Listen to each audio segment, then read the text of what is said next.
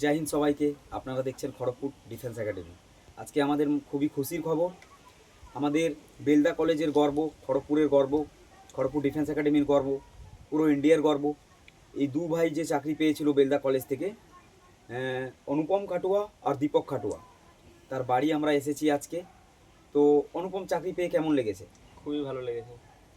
Training centre কোথায় ছিল তোমার? ট্রেনিং সেন্টার ছিল আমার সেকেন্দ্রাবাদ আর ওয়ান ইএমই সেন্টার। পোস্টিং কোথায় এখন? পোস্টিং আছে এখন উত্তরপ্রদেশ, ফার্স্ট বারেলি, পোস্টিং উত্তরপ্রদেশ। উত্তরপ্রদেশ। তো অনুপম, তোমাকে আমাদের ইনস্টিটিউট কেমন লেগেছিল? ইনস্টিটিউট খুবই ভালো।